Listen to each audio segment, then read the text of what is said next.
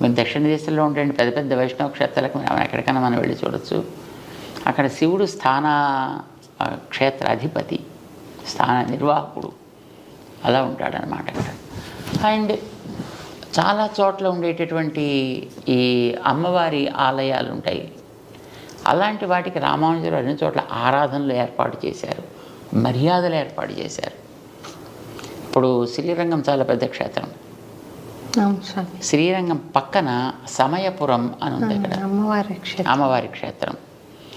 శ్రీరంగ క్షేత్రంలో బ్రహ్మోత్సవాలు ఆరంభం కావడానికి పూర్వం సమయపురంలో బ్రహ్మోత్సవాలు చేసి, ఆ బ్రహ్మోత్సవాల్లో శ్రీరంగం క్షేత్ర పెరుమాళ్ దిగించే మర్యాదలు పంపించి అమ్మవారికి, అక్కడ ఉత్సవాలు పూర్తయిన తర్వాత ఇప్పుడు రంగనాథుడు తన బ్రహ్మోత్సవాలు ప్రారంభం చేసుకుంటాడు.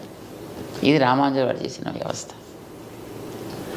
ఇలా ఒకటి కాదు, మనకి ఎన్నో చోట్ల క్షేత్రాల్లో చూస్తే కాంచీపురం దగ్గర ఉండేటువంటి దివ్యక్షేత్రాల్లో చాలా చోట్ల అవన్నీ కూడా అక్కడ సుమారుగా 17 దివ్యదేశాలు ఉన్నాయి కాంచీపురం చుట్టూ. ఆ దివ్యదేశాల్లో అన్నిట్లో కూడా ఆ పరమశివుడికి జరపవలసినటువంటి ఉత్సవాలని జరిపి స్వామి ఆయా క్షేత్రాలను ఏర్పాటు చేశాడు. అక్కడ మీనాక్షి అమ్మవారి యొక్క ఆలయం మధురైలో ఉండేటటువంటి దానికి కూడా మలయధ్వజుడి యొక్క కుమార్తె ఆవిడ. సో అక్కడ కూడా జరిగే ఉత్సవాలు పక్క నుండి తిరుమాలింజోలై అని అక్కడ ఒక క్షేత్రం ఉంది. అక్కడ ఉండేటువంటి పెరుమాళ్ళు విష్ణుమూర్తి, ఆయన తనకి చెల్లెలుగా ఆవిడని భావించి ఆవిడికి ముందర ఉత్సవాలు జరిపించి ఆ తర్వాత తన ఉత్సవాలు చేసుకుంటాడు. అంచేత ఎక్కడైనా సరే అమ్మవారిని, పార్వతిని లేదా పార్వతి అంశగా ఉండేటటువంటి ఇప్పుడు చండి, దుర్గా, ఇలాంటి వాటన్నిటినీ కూడా తన సోదరిగానే భగవంతుడు ఎప్పుడు భావిస్తాడు. రామానుజుల వారు కూడా ఆ మర్యాదను నిలబెడుతూ ఆయా క్షేత్రాలకి ముందర మర్యాద జరిపి అవి అయిన తర్వాత తమ పెరుమాళ్ ఉత్సవాలు జరిపిస్తుంటారు అన్ని చోట్ల. ఎందుకనంటే శ్రీమద్ భాగవతంలో 10వ స్కంధంలో శ్రీకృష్ణుడు జైల్లో పుట్టాడు మధురైలో. తను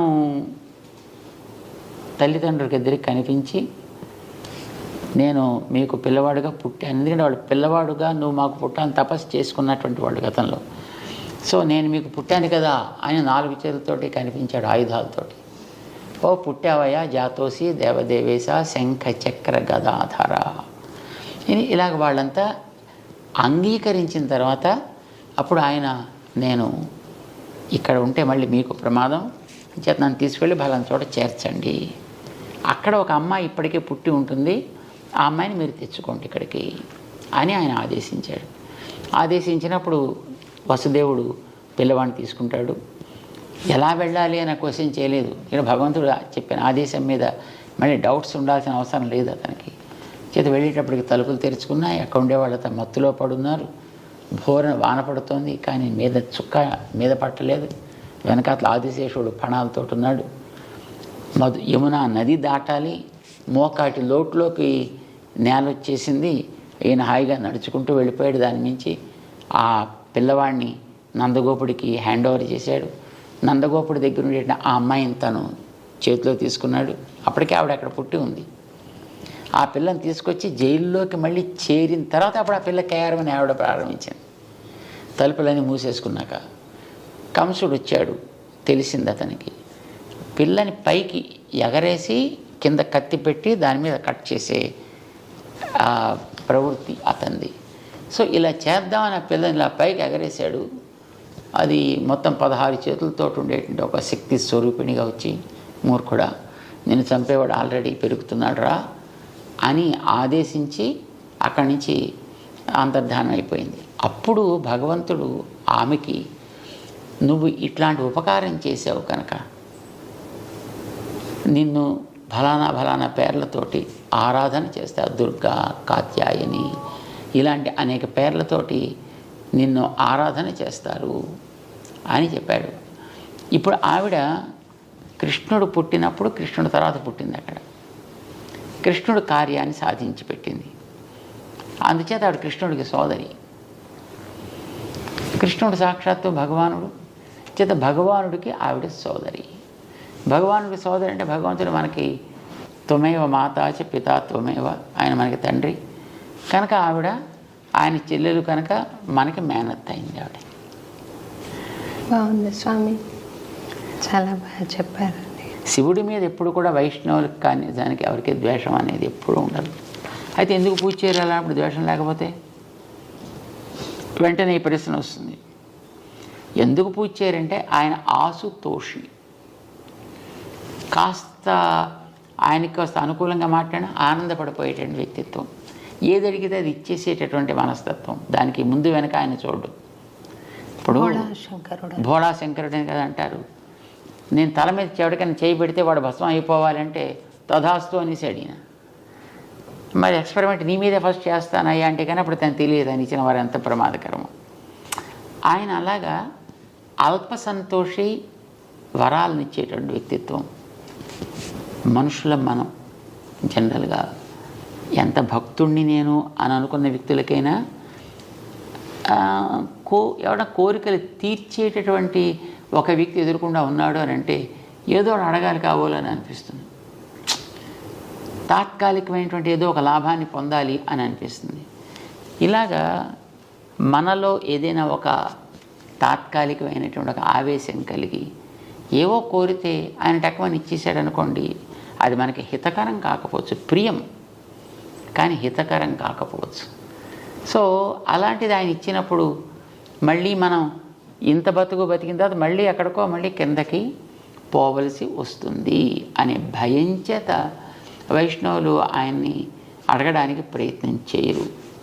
అంతే తప్ప ఆయన మీద ద్వేషం చేత కాదు. ఇప్పుడు కూడా గౌరవం అనేది అందరి మీద ఉంటుంది. ఆరాధన అందరి ఎందుకు ఉండక్కర్లేదు కదా.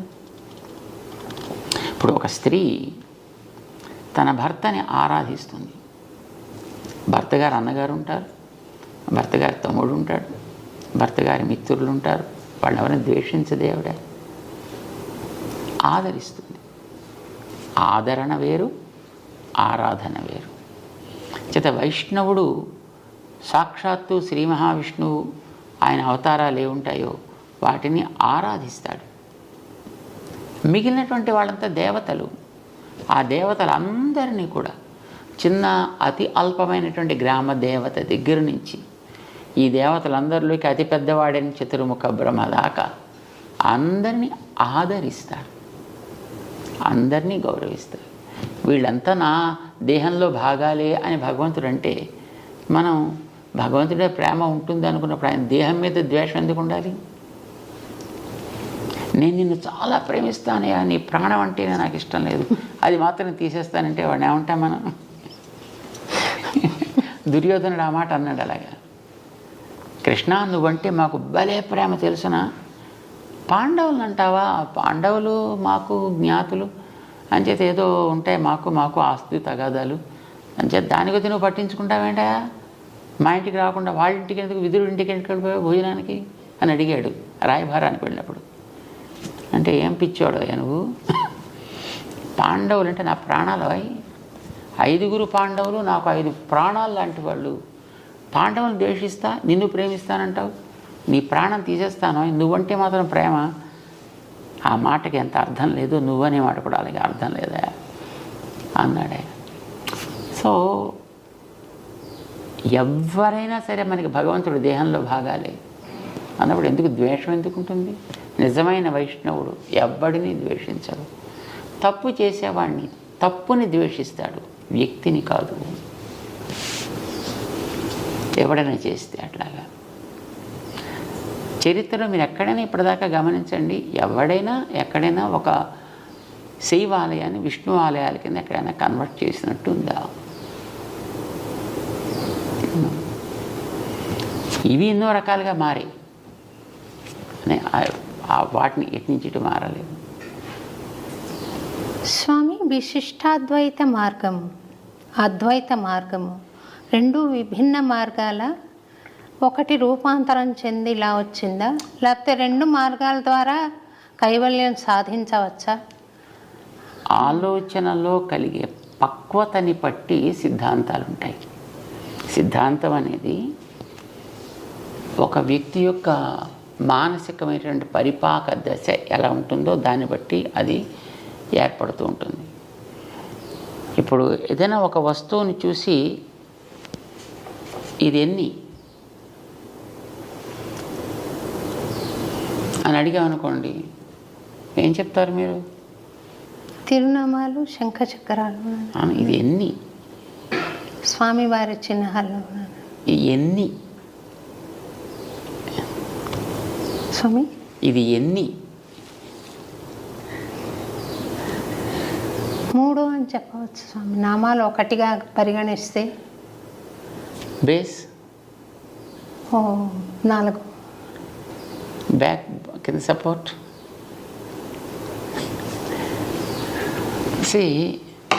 ఇంకోటి అడగండి, ఇది ఎన్ని? 1 గోరు అంతర్భాగం. అంటే అది ఇందులోదా వేరా? అందులోదే. గోరును వేలంటారా ఎవరన్నా? అంటే అప్పుడు గోరు వేరనట్టనా? వేళ్ళలో భాగమే స్వామి. అంటే ఇది ఒకటే మరి అప్పుడు ఎన్ని? 1 గోరు skin, bone, blood, flesh, cells ఎన్ని? సో దీన్ని 1 అనొచ్చు. అంశాలను విడివిడిగా చూస్తే వేరు వేరు అనొచ్చు. స్కిన్ వేరు, బ్లడ్ వేరు, బోన్స్ వేరు, బోన్స్లో ఉండేటటువంటి అంశాలు వేరు, బ్లడ్లో ఉండే అంశాలు వేరు. అలా చూస్తే ఇందులో బోల్డ్ అని ఉన్నాయి. ఇది 1 కాదు, ఇది బోల్డ్ యొక్క సమాహారం, కలయిక. సెల్స్ ఉన్నాయి.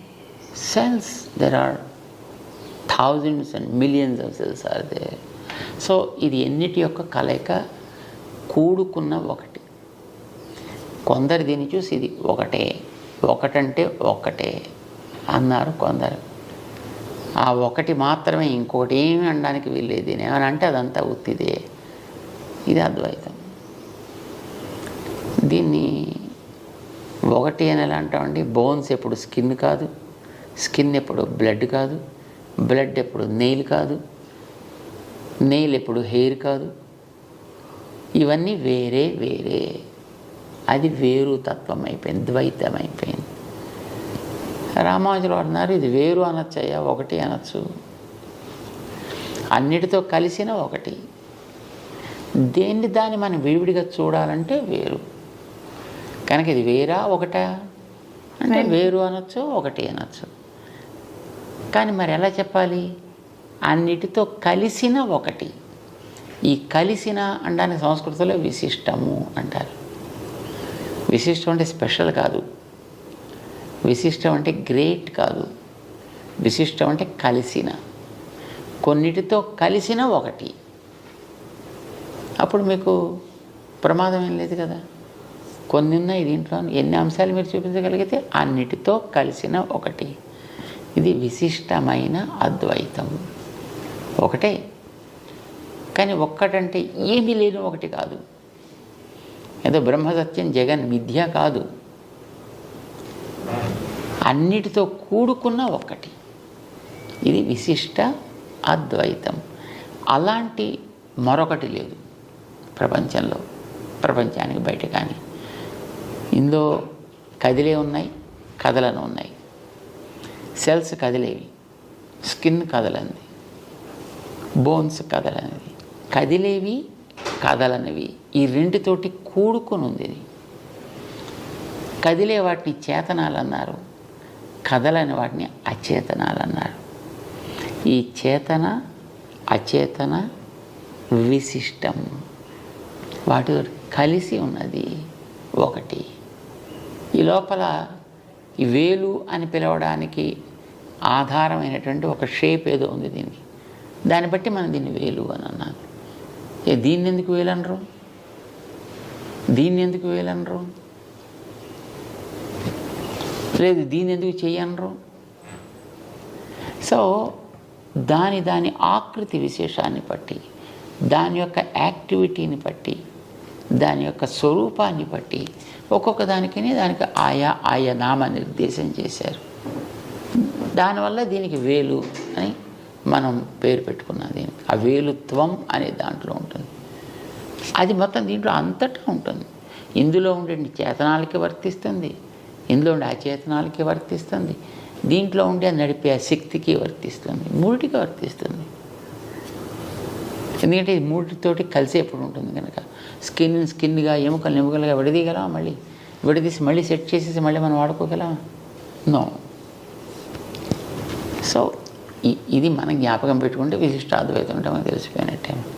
మరి ఇప్పుడు అద్వైత మార్గంలో సాధన చేస్తున్న వాళ్ళకి పరమావధి ఎప్పుడు ఉంటుంది? ఎక్కడ వాళ్ళకి పరమావధి అనేది వాళ్ళు ఏం కోరరు కదా. అద్వైతం అనేటటువంటి దాన్ని తెలిసినటువంటి వ్యక్తి కోరుకునేది ఇక్కడ ఉండేటువంటి బంధము పోవుట. తర్వాత తను ఎక్కడికో వెళ్ళాల్సిందంటూ ఏం లేదు. ఎందుకంటే వాళ్ళకి ఏది వేరే ఇతరత్ర ఏది బ్రహ్మమే ఉంది. ఇక్కడ బ్రహ్మకి ఇక్కడ కేవలం ఒక అడ్డు ఒకటి ఏర్పడింది. ఈ అడ్డు తొలగితే బ్రహ్మమే. అది సత్య మార్గం అంటారా? అది కాదు. సత్యము అసత్యము ప్రశ్న కాదు. ఆలోచన ధోరణిలో అదొక విధానం. అంటే యాంగిల్ మారిందంటారా? యా, దాన్ని మనం డిఫరెంట్ పారామీటర్స్ నుంచి మనం చూస్తున్నాం. తత్వం ఇప్పుడు తత్వమే.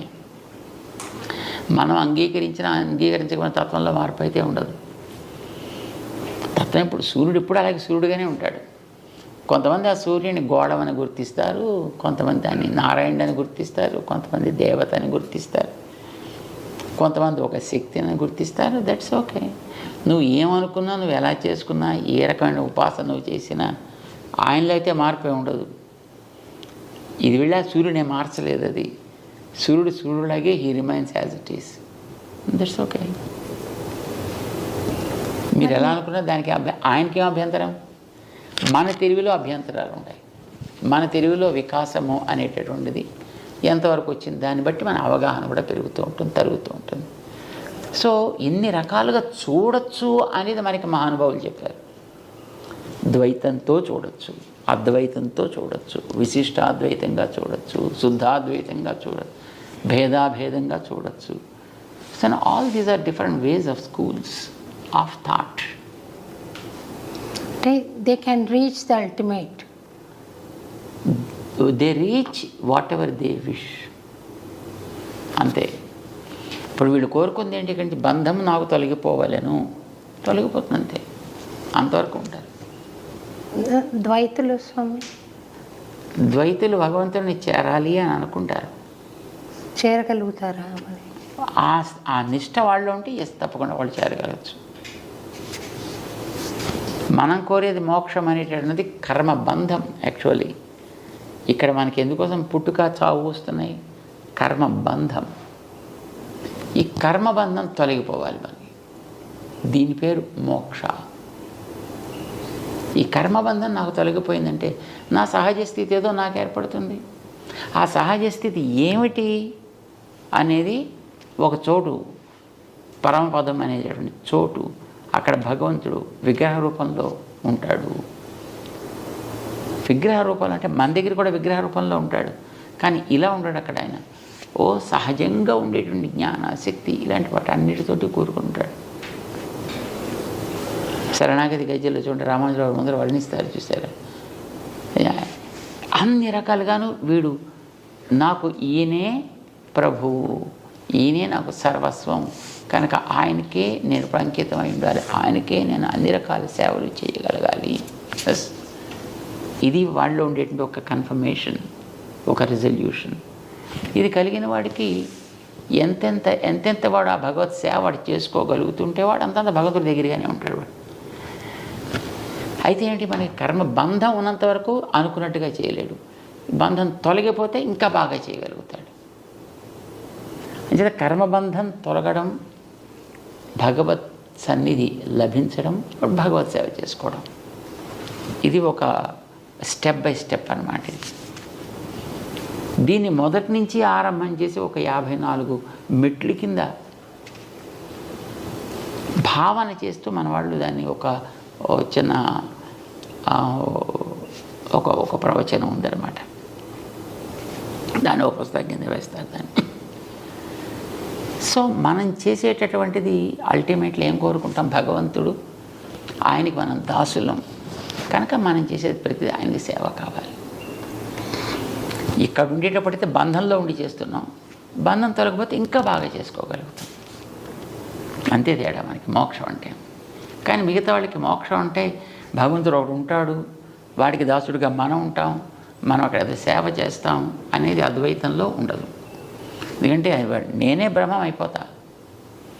ఇప్పుడు దీపం ఆరిపోయింది, ఇక్కడ ఎక్కడికి వెళ్ళింది అది? మన వాళ్ళు ఎవరో చూసి వచ్చిన కొండెక్కింది అన్నారు. అదేనా కొండెక్కింది? ఎక్కడి నుంచి నడిచింది? ఎక్కడికైనా దీపం దేంట్లో చేరింది? దేంట్లో చేరలేదు, అక్కడే ఆరిపోయి ఊడిపోయింది. ఇలా చెప్పే కాన్సెప్ట్ ఒకటి ఉంది పూర్వంది. దాన్నే తీసుకున్నారు. తీసుకుని అది ఆరిపోవడం లేకుండా పోవడం కాదయా, అంతటా ఉన్నాడు అని అనుకునే పరబ్రహ్మ తత్వంలో ఇది కూడా ఏకమైపోయింది. ఇది వాడికి అద్వైతం అంటే.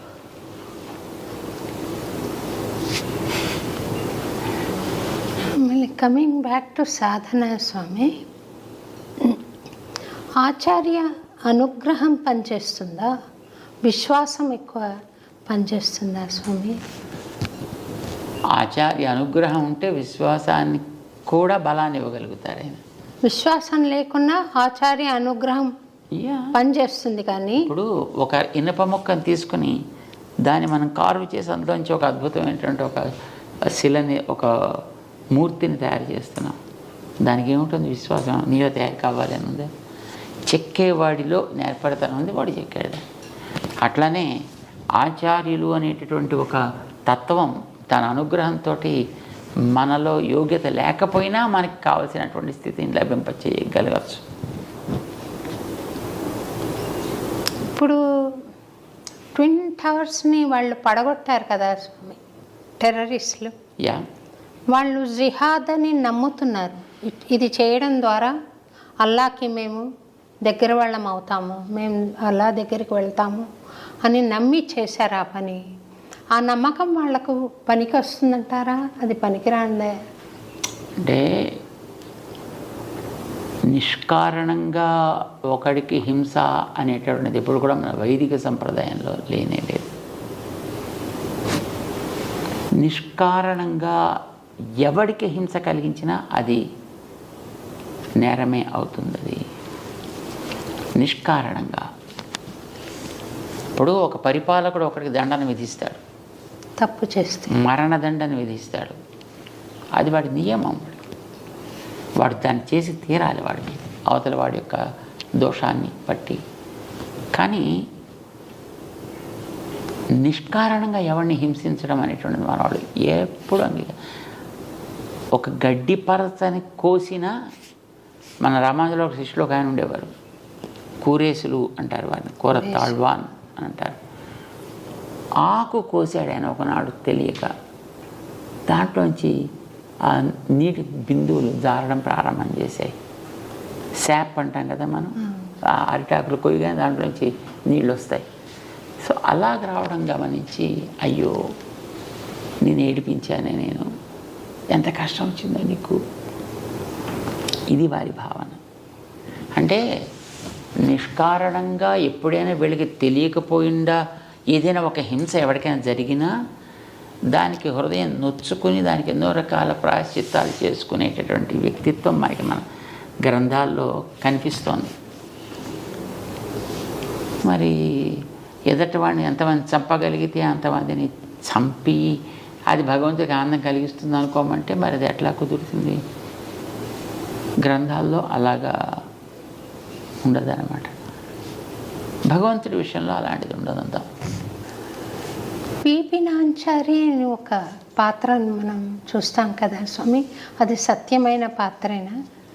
యా, మేల్కోటలో ఉన్న ఉత్సవ విగ్రహంతో ఆమె చాలా ఇష్టపడి తీసుకుని వెళ్ళిందని అంటే అప్పట్లో వాళ్ళు విగ్రహాలని తీసుకుని వెళ్ళిపోయేటప్పుడు మేలుకోట్ల విగ్రహాన్ని కూడా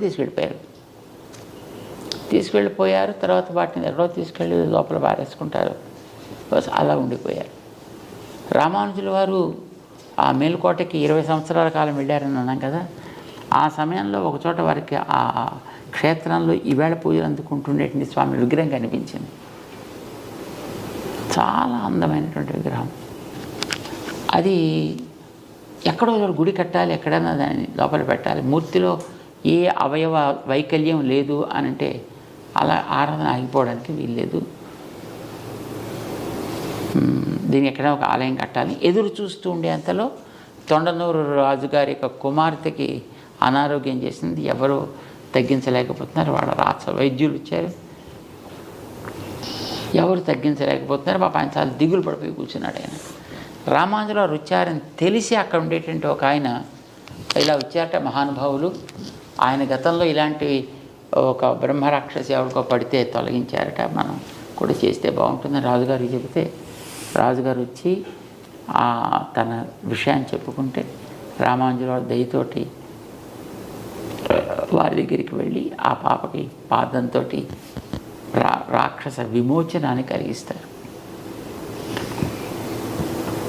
వెళ్ళిపోయినందుకు గుర్తేమిటి ఈవిడి పిల్లలోంచి ఆయనకి కూడా వాళ్ళకి డౌట్ వస్తే అప్పుడు ఆ పిల్లకి పట్టినటువంటి ఏదో ఆవేశం ఏదో అది పలికిందిటని, నేను ఫలానా చెట్టు మీద నేనుంటా, నీ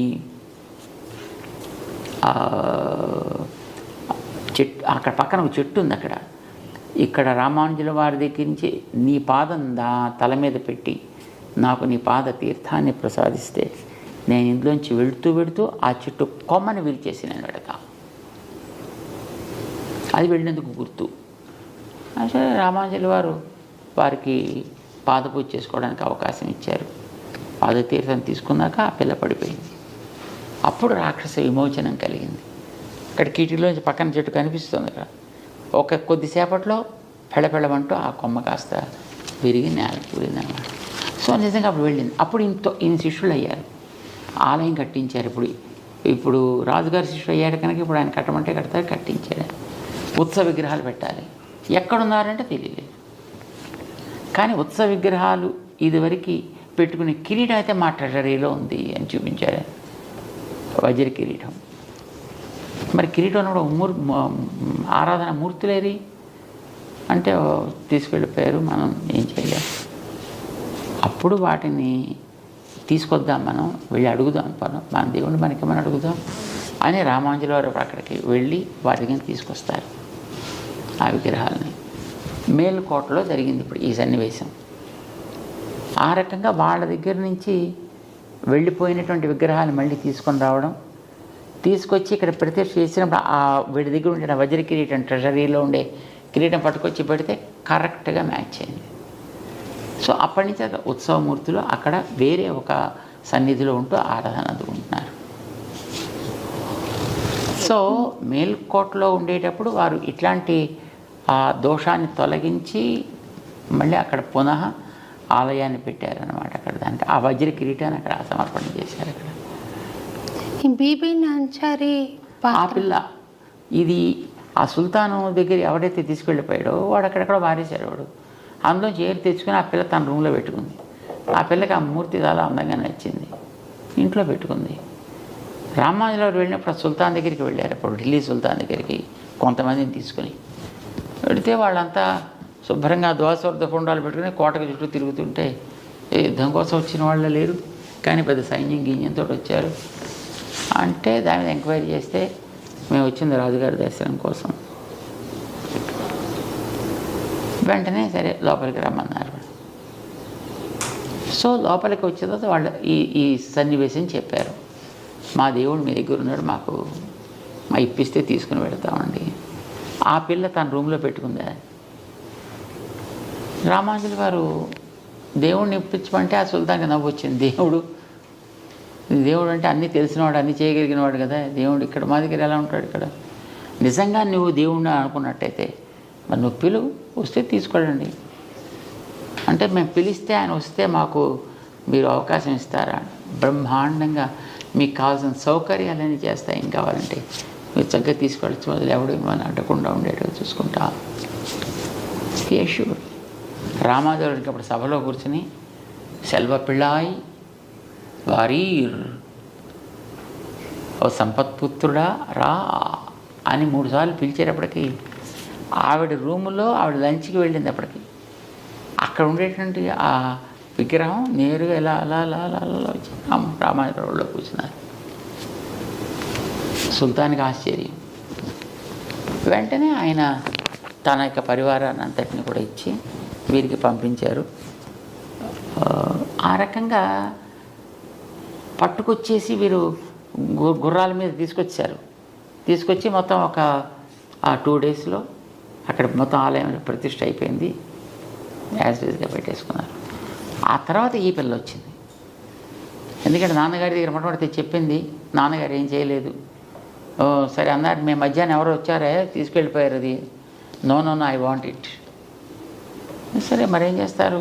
ఆవిడ అడిగినప్పుడు రథం గట్రా ఇచ్చి ఆవిడ పంపించారు. రామానుజుల వారు వెళ్ళిన దారిలో. కానీ ఆవిడ చూడ 10 రోజులు అయింది. కానీ రాజపుత్రికి కదా ఆగుతూ రావాలి. సరే వచ్చింది. గుళ్ళో దేవుడు తాను ఆరాధన చేసుకునేటువంటి, తను ప్రేమించినటువంటి, ఆరాధన కాదు వాడికి ఆరాధన ఏం తెలుస్తుంది, తను ప్రేమించిన వ్యక్తి ఎదురుకుండా ఉన్నాడు. అక్కడ వెళ్ళి ఒకసారి నేను తెచ్చేసుకుంటా అన్నట్టుగా అటుపక్కకి వెళ్తే ఆపేశారు. దీన్ని దాటి వెళ్ళడానికి వీల్లేదు. ఏం చేయాలి అప్పుడు? ఆ పిల్ల ఆ మాట తట్టుకోలేక, నేను ఎన్ని రోజులు నా రూమ్లో పెట్టి హాయిగా ఆడుకుంటూ ఉండేటటువంటి ఆవిడ దృష్టిలో అది బొమ్మే కావచ్చు, కానీ she was so attached to that. దాని దగ్గరికి వెళ్ళకపోయేటప్పటికి అక్కడే దుఃఖంతో కూలిపోయినది, చనిపోయింది. అప్పుడు రామానుజుల వారి తర్వాత తెలిసిన సమాచారం, ఈ పిల్ల ఇంత భక్తి ఇంత శ్రద్ధ, ఈ విగ్రహం ఆవిడకి సంప్రదాయం తెలుసా తెలియదా అది వేరే విషయం, ఇవన్న వచ్చునా రాదా అనేది వేరే విషయం, కానీ దట్ వే ఇన్వాల్వ్డ్. ఇది చూసి రామానుజాచార్యుల వారు ఆమెకు కూడా సాక్షాత్తు లక్ష్మీ అంశ లేకపోతే ఇంత ప్రేమ ఉండదు కనుక ఆవిడ కూడా లక్ష్మీలాగా ఆరాధనలు జరగాలి అని అక్కడ ఏర్పాటు చేసి పెట్టారు. అక్కడ మేల్కోటలో ఉందా? మేల్కోటలో ఇప్పుడు బీబీ నాంచియారు. ఎందుకు స్వామి అది హైలైట్ అవ్వలేదు? ఇప్పుడు ఉన్న ఈ మత విద్వేషాలు తగ్గుతాయి కదా. వాస్తవాలు చెప్పడానికి కూడా కొంతమందికి ఇష్టం ఉండదు. జనాలంతా కలిసిపోతే కూడా ఇష్టం ఉండదు. కలిసిమెలిసి తిరుగుతుంటే చూడబుద్ధి అవ్వదు. వాళ్ళ రొట్టి బాగా వేగాలి అని అంటే వీళ్ళు కొట్టుకుంటూ ఉంటే వాళ్ళకి they have their own activities continue. ఇప్పుడు స్వాతంత్ర్యం వచ్చి 76 ఏళ్ళ పైన అవుతుంటే ఇప్పటిదాకా కొంతమంది పూరిపాకల్లో పడి దళితులు దీనులుగా ఉన్నారంటే అర్థం ఏంటి? ఇప్పటికి ఎన్ని లక్షల కోట్లు వాళ్ళ కోసం శాంక్షన్ చేసే ప్రభుత్వాలు. ఏమైపోయావంతా? అవన్నీ ఇచ్చుంటే వాళ్ళకి అసలు ఇప్పటి బ్రహ్మాండ భవనాల్లో వాడుతూ ఉండాల్సిందే, అలాంటి పూరిపాకలే ఉండకుండా ఉండాల్సింది అంటే ideologically that's good, that's utopian ideology, right. కానీ అది కనుక లేకపోతే వీళ్ళకి రాజకీయంగా నిలకడ ఉండదు. అంచేత వాడిని మెయింటైన్ చేస్తూ ఉండాలి ఎప్పుడన్నా. ఒక చిన్న భక్తురాలిగా నేను ప్రచారం చేయొచ్చా స్వామి ఆ కథ? చక్కగా చేయాలి. మన ప్రైమ్ మినిస్టర్ గారే చెప్పారు రామానుజుల వారి విగ్రహాన్ని ఆవిష్కరించడానికి వచ్చినప్పుడు. ఇక్కడ వచ్చి చెప్పారు కానీ అన్ని చోట్ల చెప్పాలి కదా. అన్ని చోట్ల అవసరం ఎక్కడ వస్తే అక్కడ చెప్తారు, దానికే ఉంది. ఇప్పుడు రామానుజుల వారి స్టాంప్ రిలీజ్ చేశారు ఢిల్లీలోనే, వారి భవనంలోనే చేశారు. బ్రహ్మాండంగా చెప్పారు అప్పుడు దాని గురించి. ఆ రోజుల్లో 1000 ఏళ్ల క్రితం రామానుజుల వారు చేసినటువంటి సామాజికమైనటువంటి విప్లవాలే కాదు, ఆధ్యాత్మిక రంగంలో వారు చేసినటువంటి రెవల్యూషనరీ చేంజెస్, రిఫార్మ్స్, ఇంత పదవి పవరు ఉండి కూడా మా చేతుల్లో మేము వాటిని టచ్ చేయడానికి కూడా సాహసించలేము. అలాంటి గొప్ప గొప్ప అచీవ్మెంట్స్ వారు ఆ రోజుల్లో చేశారంటే చాలా ఆశ్చర్యం అని ఆనందంతో పొంగిపోయాడని చెప్పుకున్నాయి. సో జనాలకు తెలియకపోలే, కానీ తెలిసిన వాటిని పైకి తెలియనివ్వాలి. ఎందుకంటే తెలిస్తే మళ్ళీ జనం అంతా అలాగే అయిపోయి కలిసిపోయి జనం అంతాను వీళ్ళంతా ఉండిపోతే ఇంకా తర్వాత వాళ్ళకి ఇంక చెప్పడానికి ఏముంటుంది. సో రోగికి మందు ఇచ్చేస్తే ఇంకా మళ్ళీ తన దగ్గర రాకపోతే తన ప్రాక్టీస్ పోతుంది అనుకునే డాక్టర్ చూడండి ఆ రోగాన్ని జీవితాంతం మెయింటైన్ చేస్తారు, డయాబెటీస్ లాగా. సో ఇలాంటి వాళ్ళు మెయింటైన్ చేస్తున్నారు. కానీ నిజానికి రామాంజలి వారు ఆ రోజులో చేసిన ఉపకారం చాలా అద్భుతం అన్నమాట. అందరినీ కూడా ఒక ప్లాట్ఫామ్ తీసుకురాగలిగారు కదా ఆయన. అందరూ కూడా భగవంతుడు సమానమే అన్నారు కదా. ఒక మాల వ్యక్తికి తన గురువు గారు అంతిమ సంస్కారం చేయడం తన కన్నులతో చూశాడు ఆయన. చేత మనకి సాంప్రదాయకులలో ఏ రకమైనటువంటి చికాకులు ఉండవు, లేవు. కానీ అందరికీ తెలియడానికి తెలియచేయాల్సినటువంటి స్థాయిలో ఉండేవాళ్ళు తెలియజేసే ప్రయత్నాలు చేయటం లేదు. మిగతా వాళ్ళు చెప్పేది కొంతవరకు పెడతాయి. మాస్లోంచి వెళ్ళడానికి కావాల్సినట్టుగా ఉంటే అది ఎక్కువ మందికి రీచ్ అవుతుంది. ఈ ఆధునిక యుగంలో కులం యొక్క ప్రాముఖ్యత ఏమైనా ఉందా స్వామి? వేస్టా? కులము అనేటటువంటిది ఒక స్కిల్ని బట్టి వచ్చినటువంటిది. ఇప్పుడు వ్యవసాయం చేసేటువంటి ఒక రైతు ఉన్నాడు అనుకోండి, ఆ రైతు యొక్క పిల్లాడికి 6 ఏళ్ళు 7 ఏళ్ళు వయసు ఉండే పిల్లాడికి కూడా తండ్రి వెంట వెడుతూ ఉంటాడు కనుక అతనికి తెలుస్తుంది ఏ సీజన్లో ఈ గింజలు నాటాలి, ఏ సీజన్లో నీళ్ళు కట్టాలి, ఏ సీజన్లో అక్కడ దానికి తూములు అవన్నీ తెరవాలి, ఏ సమయంలో దానికి కోతలు కొయ్యాలి, ఎప్పుడు ఎట్లాంటి సమస్యలు రావచ్చు, ఎలా కోసి ఇంటికి ఇవన్నీ వాడికి కరతలామలకంగా ఉంటాయి. ఇది స్కిల్ అంటాం, ఇది కులపు ప్రభావం అంటాం. అది వ్యవసాయానికి మీకు ఎగ్జాంపుల్ చెప్పాను. మీకు ఎంఎస్సీఓ లేకపోతే ఇంకోటి ఏదో అగ్రికల్చర్ ఎంఎస్సీ చేసిన వాడిని వెళ్ళి గింజలు నాటరా అంటే వాడికి నాటుడు రాదు, కోత రాదు, వాడికి ఇంకోటి రాదు, వాడు ఏం చేయలేడు. వాడికి చదువు ఉంది, వీడికి పొట్టనిండి అక్షరాలు ఉన్నాయి, కానీ చేతులకి మూమెంట్ లేదు వాడికి. కానీ ఆ కుటుంబంలో ఉండేటువంటి పిల్లలకి లేకపోతే వాళ్ళ బంధువులకో వాళ్ళకి అన్ని స్కిల్స్ వాళ్ళకి వచ్చి ఉంటాయి.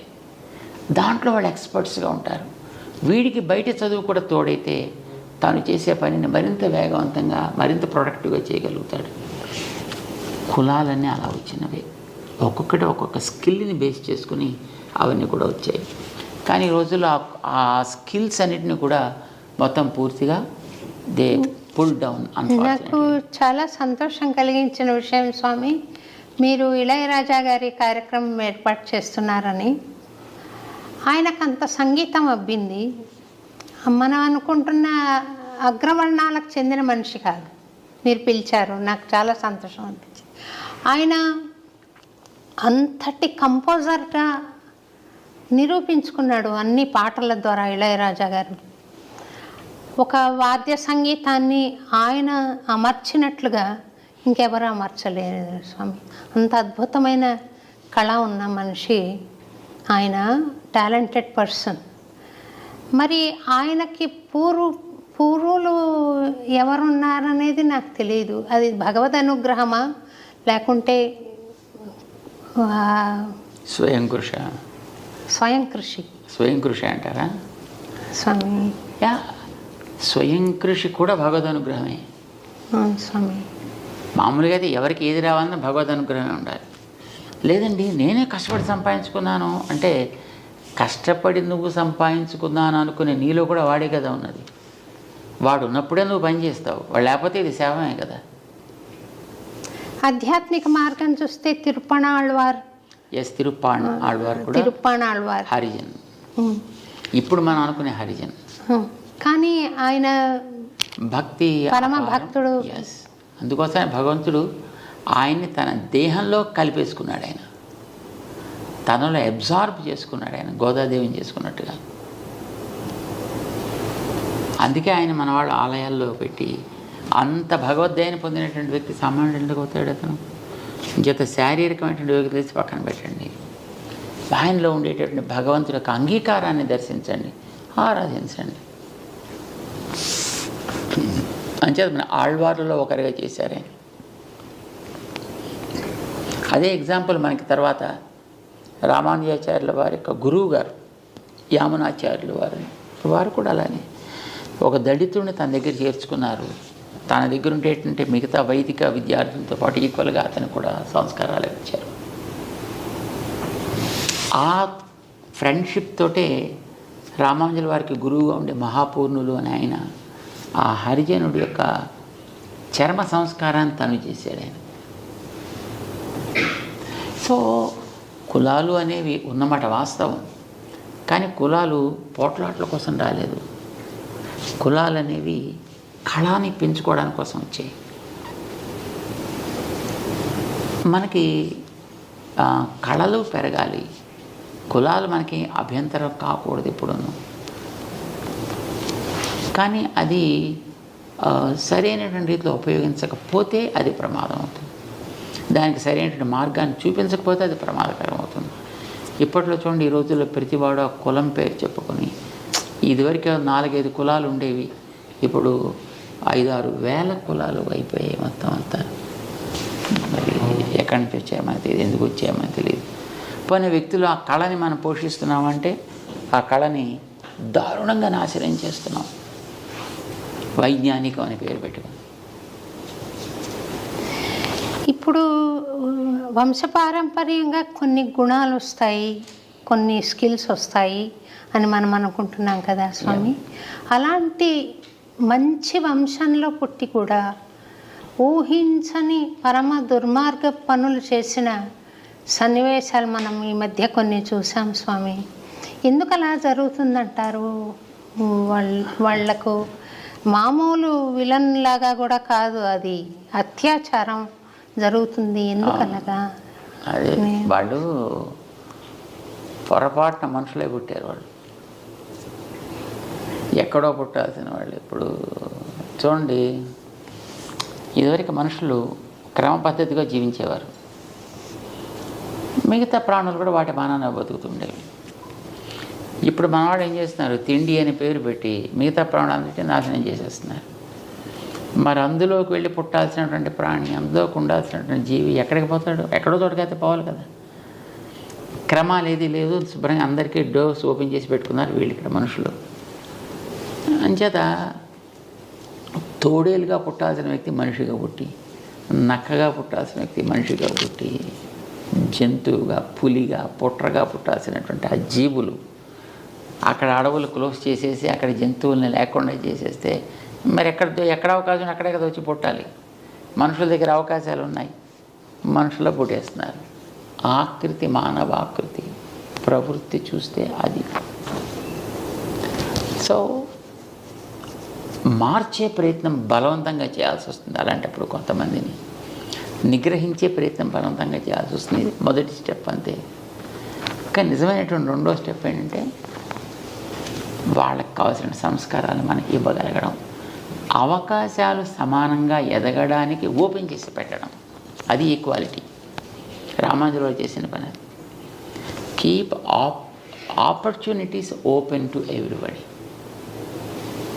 దాంట్లో మన రిస్ట్రిక్షన్స్ పెట్టకూడదు. ఇప్పుడు ఈ కులం వాడికైతేనే ఇస్తా, ఈ లోపల ఉండేవాడికైతేనే ఇస్తా అలా చెప్పకు. ఇప్పుడు నీకు పట్టణాల్లో ఉండేటువంటి వాడు అన్ని రకాల ఎక్స్పోజర్స్ ఉంటాయి కనుక వాడికి త్వరగా విషయాలు గ్రహించే అవకాశం ఉంటుంది. అదే ఒక అడవిలో ఉండేటువంటి వాడికి, ఎందుకంటే వాడు తెలివైన వాడు కావచ్చు, కానీ వాడికి ఆపర్చునిటీస్ ఆర్ నాట్ దేర్ కనుక వాడు దాన్ని నేర్చుకోలేకపోతాడు, వాడు వెనకబడి ఉండిపోతాడు. ఇక్కడ నీకు ఉండేటువంటి ఈ ఫెసిలిటీ వాడి కోసం అక్కడ క్రియేట్ చేసి అప్పుడు వాడు ఎలా ఎదుగుతాడు చూడు. అప్పుడు వాడు ఎదుగుదలలో ఉండేటువంటి గొప్పతనం ఏమిటో గుర్తించు. Because that's useful for a comparative study. ఇంక చిన్న ప్రశ్నలు 3 వేసి మీ టైం చాలా తీసుకున్నాను, ముగిస్తాను స్వామి. మీరు స్వామిని ప్రత్యక్షంగా దర్శించగలిగారా స్వామి? యా, వెంకటేశ్వర స్వామిని చూస్తున్నాం కదా. అట్లా విగ్రహ రూపంలో కాకుండా అదే పొరపాటు పడుతున్నాం. అక్కడ భగవంతుడికి తను కోరుకున్న రూపాలు అనేక ఉన్నాయి. ఒకనాడు తిరిగే రూపంలో వస్తా అన్నాడు, ఒకనాడు తిరగని రూపంలో వస్తా అన్నాడు, ఒకనాడు కొండగా ఉంటా అన్నాడు, నీటిగా ఉంటా అన్నాడు. కొండగా ఉన్నాడు బదరికాశ్రమంలో, నీటిగా ఉన్నాడు పుష్కర క్షేత్రంలో, విగ్రహంగా ఉన్నాడు ఇక్కడ. అది ఆయన ప్రత్యక్ష రూపం, అది ఆయన స్వయంభూ స్వరూపం. అది మన ప్రత్యక్షంగా మనం చూస్తున్నాం కదా, నమ్మకం లేదు మనకి అది ఆయనే. స్వామి ఇప్పుడు మీరు మాట్లాడుతున్నారు కదా, అలా అవసరమా? అలా మాట్లాడగలిగారు? అలా మాట్లాడు. ఎందుకు మాట్లాడంటే అలా మాట్లాడడానికి కొన్ని అవతారాలు సెలెక్ట్ చేసుకున్నాడు ఆయన. అలా మాట్లాడే ఏ వ్యక్తి అయినా వాడికి date of birth, date of departure ఉంటాయి. ఇప్పుడు రాముల వారు వచ్చారు కదా, వచ్చారు మళ్ళీ వెళ్ళిపోవాల్సి వచ్చింది కదా, వెళ్ళిపోయారు. కృష్ణుడు వచ్చాడు మళ్ళీ వెళ్ళిపోవాల్సి వచ్చింది కదా. అవును స్వామి. అట్లా మరి అలా కాకుండా పర్మనెంట్గా ఉండాలి అని అనుకున్నప్పుడే విగ్రహ రూపంలో వస్తాడు ఆయన. అది కూడా ఆయన తీసుకున్నటువంటి స్వరూపమే. మరి మనం ప్రత్యక్షంగా చూస్తున్నామా లేదా? మరి దేవుణ్ణి ప్రత్యక్షంగా చూస్తామా, చూస్తారా? ఎందుకు ప్రశ్న రావాలి? మాట్లాడాలని రూల్ ఏమిటి మీకు? సూర్యుడు మీకు కనిపిస్తున్నాడా లేడా? ప్రత్యక్ష దైవం. దైవం మాట్లాడుతున్నాడా మీతోటి? అవసరమా? ఫ్యాన్ పైన తిరుగుతూ ఉంటుంది, మీతో మాట్లాడాలా? అవసరమా? తన స్థానంలో తనుండి తను చేయవలసిన పని చేస్తుంటే చాలు. మీకు కావాల్సినది మీకు లభిస్తుంది. దేవుడేనా అంతే. ఆయన మాట్లాడాల్సిన అవసరం ఉంది? అవసరం అయితే మనసుతో మాట్లాడతాడు. భక్తురాలిగా నేను విగ్రహాన్ని చూస్తున్నాను, మురిసిపోతున్నాను. స్వామి ఫ్లెష్ అండ్ బ్లడ్లో వచ్చి మాట్లాడితే బాగుండు. ఇప్పుడు స్వామి ఎలా మాట్లాడుతున్నారు? అలా మాట్లాడితే మళ్ళీ ఆయనకి మళ్ళీ ఒక మృత్యువు, మళ్ళీ వెళ్ళిపోవడం వస్తుంది. అది మనకి ఇష్టమా? నో. అంచేది అలా రావద్దు. అనంత అనుభూతి వేరు స్వామి, ఫ్లెష్ అండ్ బ్లడ్లో రారా అయితే స్వామి? నో. కొన్ని అనుభూతులు నాకు భగవంతుడి అనుగ్రహంతో, ఆచార్య అనుగ్రహంతో నాకు కలిగాయి స్వామి. అంటే భగవాన్ మానుష రూపేణ అని.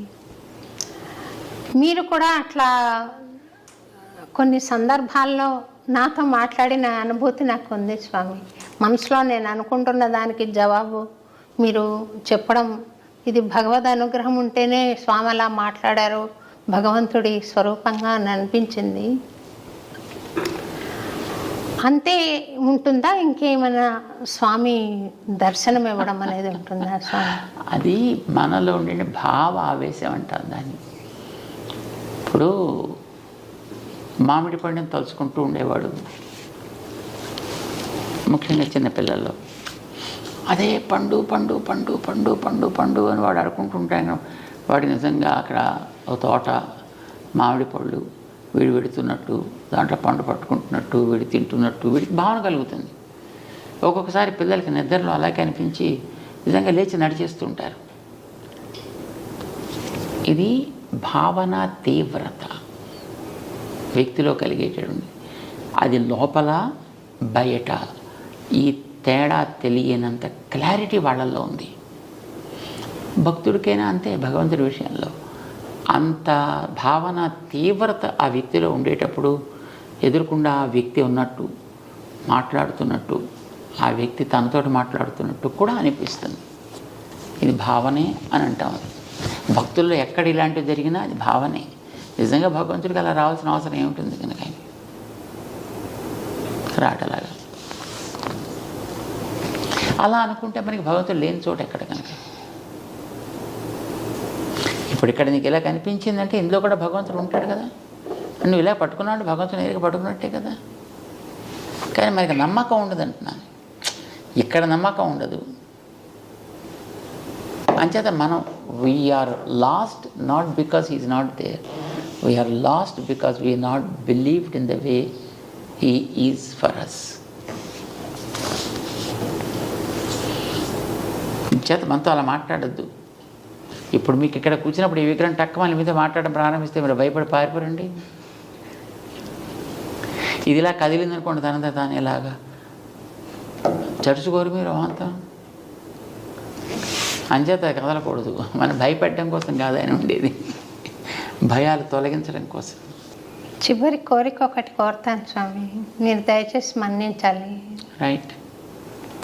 ఒక అన్నమయ్య కీర్తన పల్లవి ఏదైనా మీ నోటంట వినాలని స్వామి. చిన్నది ఏదైనా. అమ్మో మొత్తం మీరు మాట్లాడితే మీరు పొద్దున్నే కూడా అక్కడ నా దివ్య ప్రబంధం చదువుతున్నట్టున్నారు. చాలా చాలా మెలోడియస్గా వినపడుతుంది ఉంటుంది.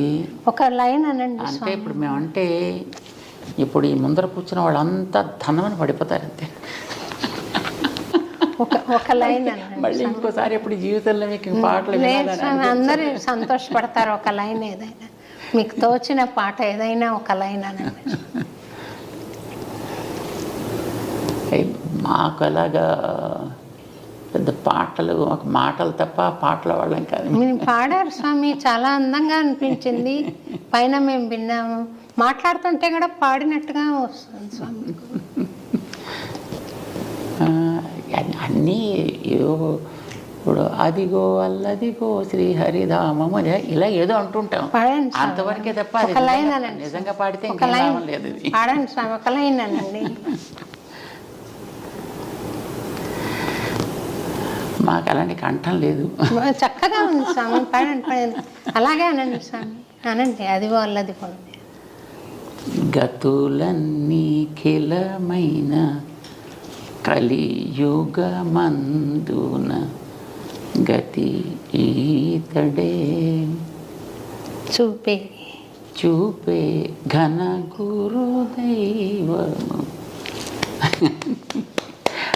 చాలా మాకు పాడాలని ఉంటుంది కానీ వినడం మీద ఎక్కువ ఇష్టం మాకు, పాడి భయపెట్టడం కంటే. బాగుంది స్వామి, చక్కగా. మీరు చాలా టైం మా కోసం స్పెండ్ చేసి ఈ కార్యక్రమంలో మాకు తెలియని విషయాలు చాలా తెలియజెప్పారు స్వామి. అనేక ధన్యవాదాలు, మీకు పాదాభివందనాలు చెబుతూ నాకు ఒక చిన్న ప్రశ్న ఇంకొకటి మిగిలిపోయింది స్వామి. ఆడవాళ్ళు వేదం చదవచ్చా చదవకూడదా? పుస్తకాలు బజార్లో ప్రింట్ చేసి ఇస్తున్నప్పుడు చదవచ్చా చదవకూడదా అనే ప్రశ్న ఏమిటి? పైగా బజార్లో ఎవరు కొనుక్కోద్దన్నారు, ఎవరు చదవద్దు అన్నారు. కనుక చదవచ్చా స్వామి? హాయిగా చదువుకోండి. వేద పఠనం చేయొచ్చు, నేర్చుకుని చదువుకున్నప్పుడు అదే వస్తుంది, అది పఠనమే కదా. అది అంటే నేను దాని అర్థం మనకేం మంత్రపుష్పం నేనంటే పర్వాలేదా స్వామి? ఒక దాని మీద మనకి గౌరవం ఉండేటప్పుడు దానికి ఇది నియమము అని చెబితే ఆ నియమం మీద కూడా గౌరవం మనకు ఉండాలి. నాకు వేదం అంటే వల్లమాలిన ఇష్టం అండి, మంచిది. ఆ వేదం తన కోసం ఇది నియమము అని చెప్పినప్పుడు మన నియమాన్ని కూడా ఎందుకు దాన్ని, నీ నియమాన్ని నేను ఒప్పుకోను కానీ నిన్ను నేను ఒప్పుకుంటానంటే దట్స్ ఇర్రిలవెంట్, రైట్? అలానే వేదం అనేటటువంటిది ఒక పద్ధతిలో ఇలా జరపాలి అన్నప్పుడు మనం దాని మీద గౌరవంతో ఆ నియమాన్ని మనం పాటిస్తాం. ఒకటి, మనకి భగవంతుడికి అర్పించడానికి ఒక ఉత్తమమైనటువంటి ప్రార్థన కావాలి అనంటే ఎంతోమంది మహానుభావులైనటువంటి ఆచార్యులు, పెద్దలు, ఋషులు మనకి ఇచ్చినటువంటి ఉత్తమమైనటువంటి ప్రార్థనలు కావలసినవి ఉన్నాయి. చక్కగా ఏదో ఒకటి చెప్పచ్చు మనం. దానికి ఇది నియమం అని చెప్పినప్పుడు ఆ నియమాన్నే నేను పాడు చేసే నేను నా ఇష్టం వచ్చినట్టు చేస్తానంటే దాని మీద మనకేం గౌరవం ఉన్నట్టు. అంటే నియమానికి కారణం ఏదైనా ఉంది? యూజువల్గా వేదం చదవాలి అని అంటే ఆ చదివేటటువంటి వ్యక్తి యజ్ఞోపవీతధారి అయి ఉండాలి. నెంబర్ 1. 3 పూట్ల సంధ్యావందనం చేయాలి, అగ్ని కార్యాదులు చేయాలి. 3 పూట్ల సంధ్యావందనం చేయడం అనేటటువంటిది మహిళలకి బయలాజికల్గా కుదరదు. వాళ్ళకు ఉండేటువంటి మెన్స్ట్రుయల్ డిస్టర్బెన్సెస్ని బట్టి. It's not a disturbance, it's the phenomenon of the body. దాన్ని బట్టి వాళ్ళకి ఆ 3 దినాల్లో 4 దినాల్లో సంధ్యావందనం చేసే అవకాశం ఉండదు. మరి సంధ్యావందనం అనేటటువంటిది 3 పూట్ల చేయకపోతే అసలు వాడికి సంధ్యావందనం చేసే యోగ్యత కోల్పోతాడని అంటుంది. మరి వాళ్ళకి ఆ అవకాశం లేదు కనుక వాళ్ళకి అవసరం లేదన్నారు. అవసరం లేదనిపించారు. కారణం వాళ్ళకి సంతానానికి అనేటువంటి ఒక యోగ్యత ఒకటి ఉంది కనుక. వాళ్ళకి అది గొప్ప ప్రివిలేజ్ కదా. అది మగవాడికి ఉందా? వీడు ఎంత ఏడ్చినా ఎంత కొట్టుకున్నా వీడికి అలా సంతానానికి అనేటువంటి యోగ్యత ఎవడిస్తాడు? వీడికి సో ఎవరి ప్రివిలేజెస్ వాళ్ళకు ఉన్నాయి.